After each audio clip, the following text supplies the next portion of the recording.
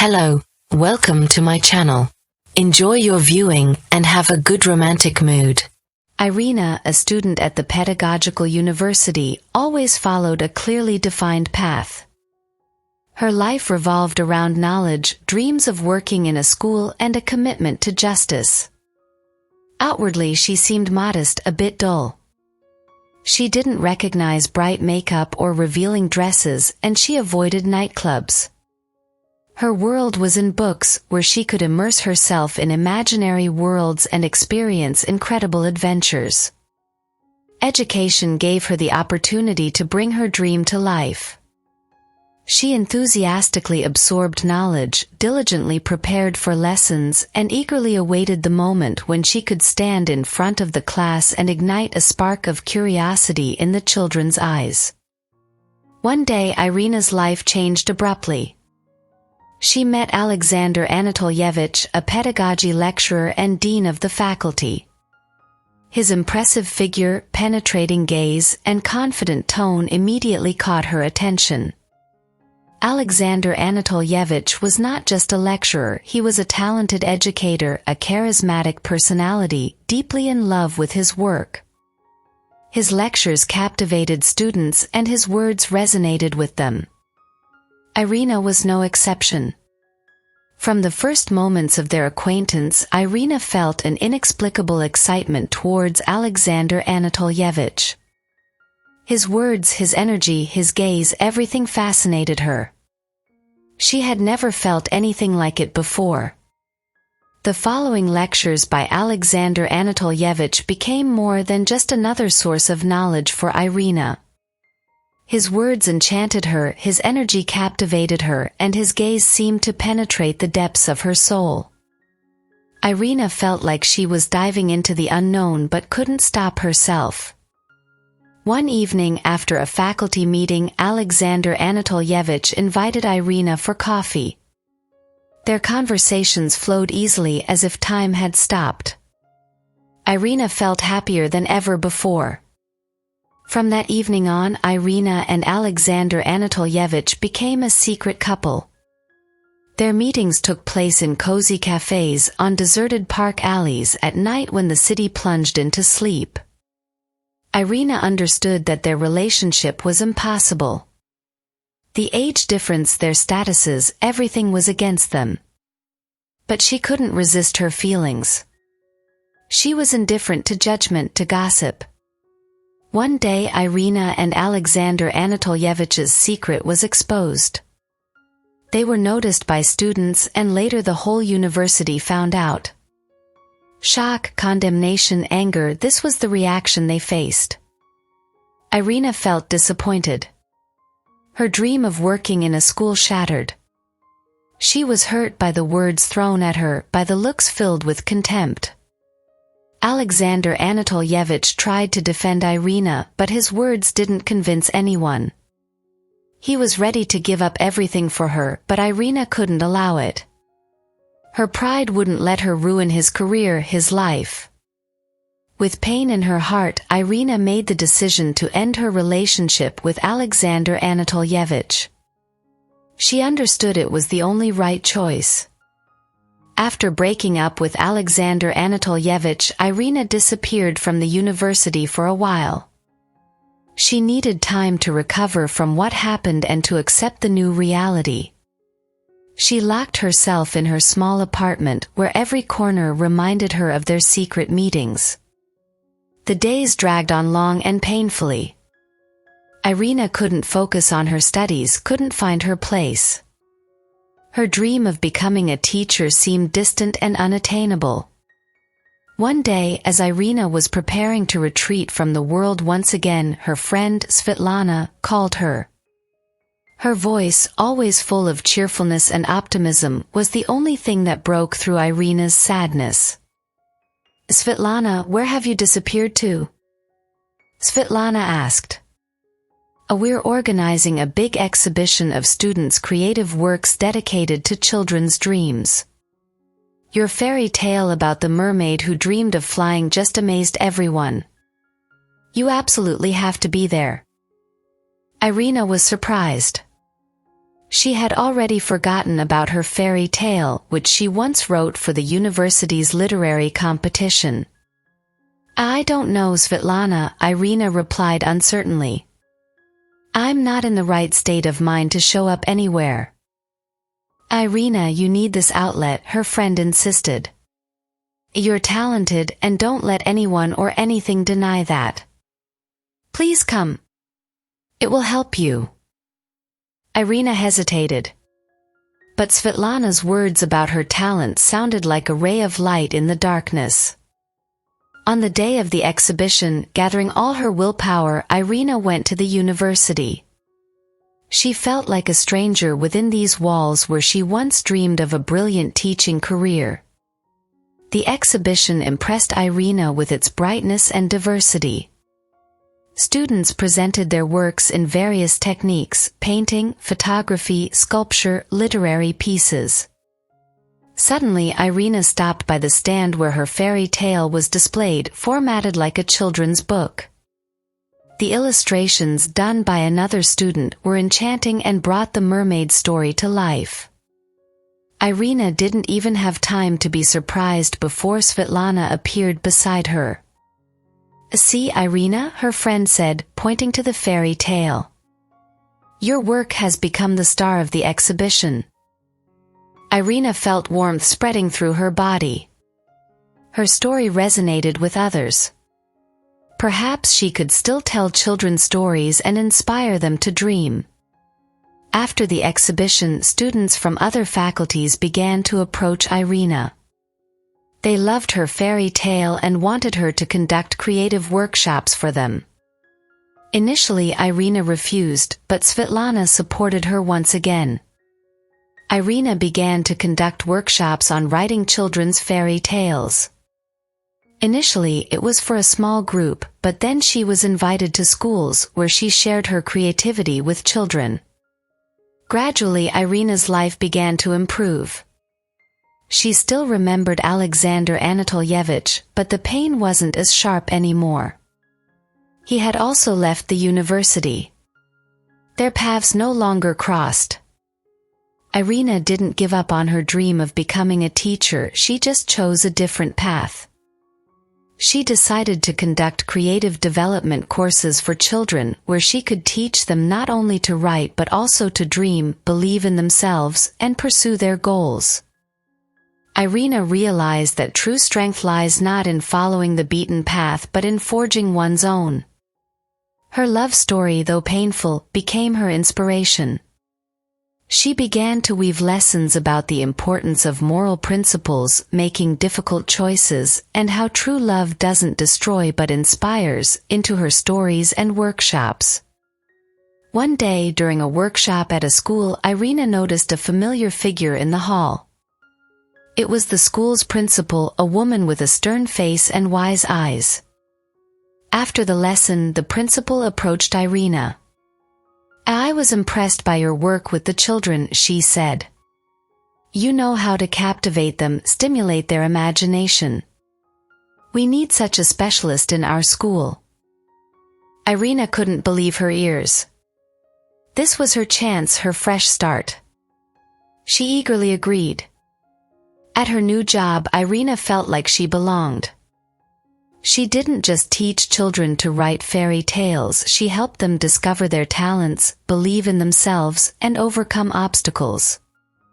Several years passed. Irina became known throughout the city as a talented educator specializing in creative development. Children adored her and colleagues respected her. One sunny day, during a school celebration, a man approached Irina. She recognized him immediately. It was the former dean, Alexander Anatolyevich.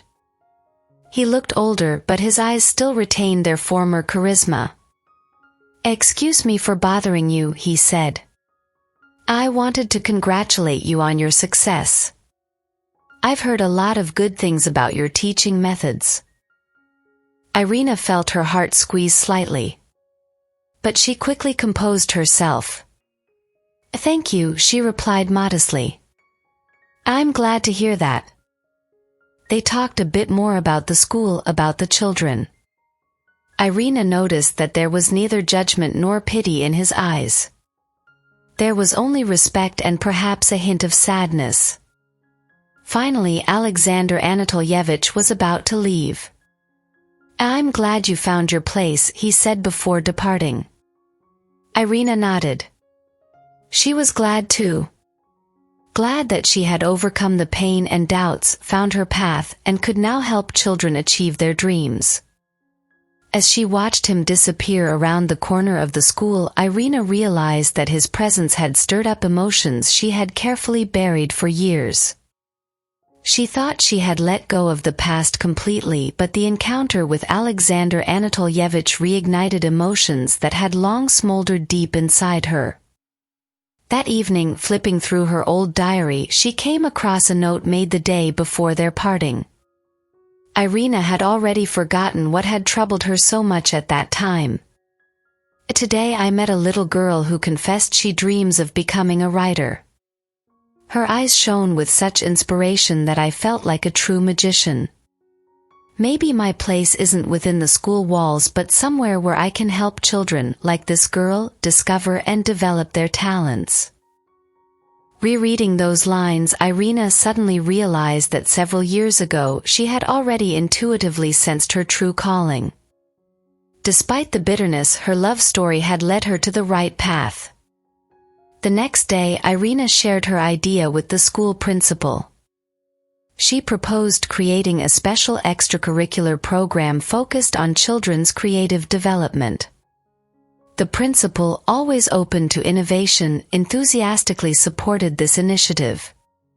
From that day on, Irina's life became even more hectic. She developed exciting courses, sought new interesting methods, and held meetings with famous writers and artists. Gradually, her program became known far beyond the school's boundaries. Parents from all over the district began to approach Irina, eager to enroll their children in her courses. One day, during a workshop on illustrating children's fairy tales, Irina noticed among the children a boy with sad eyes. He hardly took his gaze away from the window, as if dreaming of being somewhere far away. During the break, Irina approached him. The boy's name was Sasha, and he explained that he didn't want to attend the courses because he dreamed of becoming a footballer, not a writer. Irina smiled. She understood his disappointment, as she herself had once been limited by expectations. "And show me your drawings," she suggested. Sasha looked up in surprise. He reluctantly pulled out a battered notebook from his bag and showed his drawings. Irina examined them carefully. On the pages, football fields came to life, balls swiftly flying into the goal, and joyful faces of fans. "You are very talented," Irina said sincerely.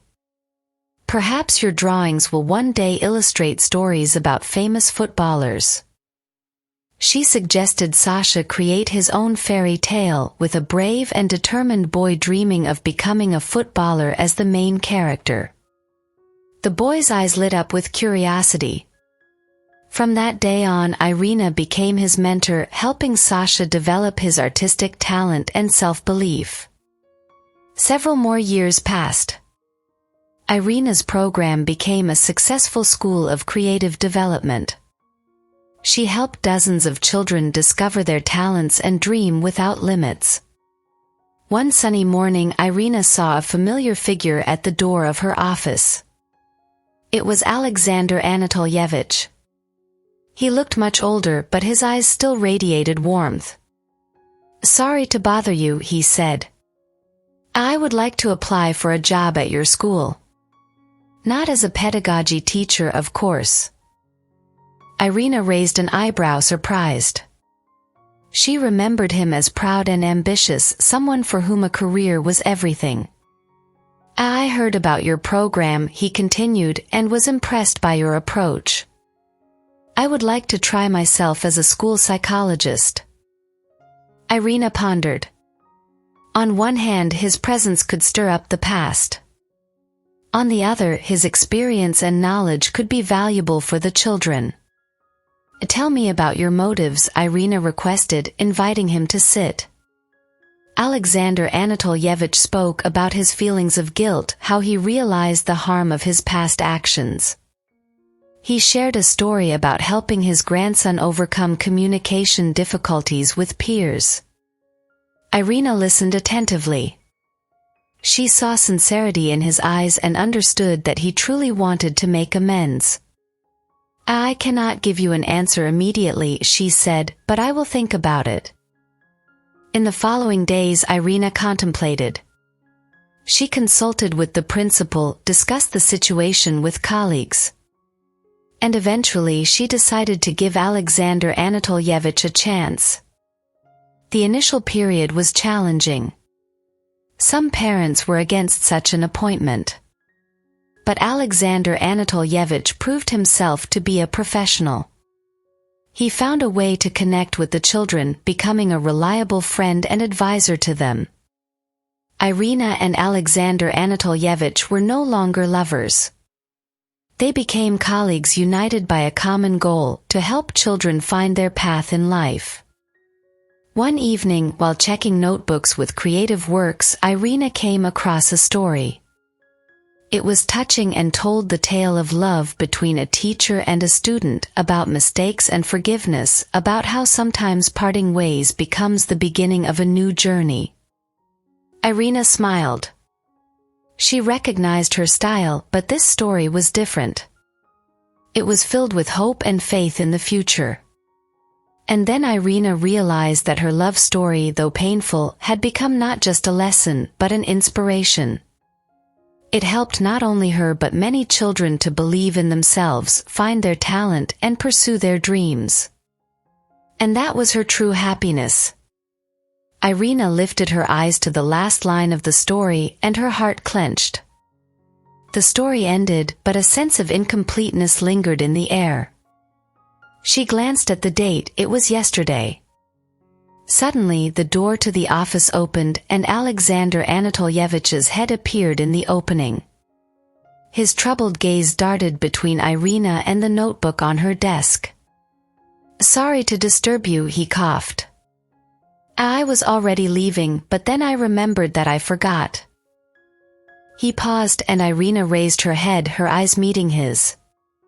In his gaze there was not only concern but something more, something familiar but not as sharp as it used to be. "This story," she tapped on the notebook, "it's wonderful."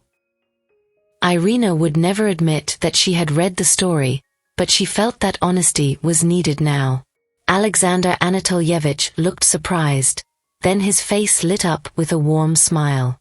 Thank you," he replied softly. "I wrote it to sort things out from the past." There was silence. They both understood what past he meant. "You know," Alexander Anatolyevich continued, as if contemplating something, "maybe in this story, not everything is so hopeless. Maybe there's room for continuation." Irina felt her cheeks flush. "What do you mean?" she asked, trying to hide her excitement. Alexander Anatolyevich approached closer and stopped by her desk. "What if our story didn't end back then?" He leaned in a bit closer, his voice becoming gentle, but simply started another chapter. Irina held her breath. Her past love, once so painful, now stood before her in a new light. It could be not a burden but the beginning of something new, something they could build together, but now on equal terms. She rose from her chair, her eyes meeting Alexander Anatolyevich's. The story she read and his words awakened long-forgotten feelings in her. "Maybe," as she whispered, "this chapter will be happier." And then, in the soft glow of the lamp, their lips met in a tender kiss, promising a new beginning filled with care, understanding, and perhaps even greater love than before. Thank you for being with us today. I hope that this story has brought you emotions. If you enjoyed the video, don't forget to like it, subscribe to the channel, and click on the bell so you don't miss any of our new stories. Thank you for your support. You are the best.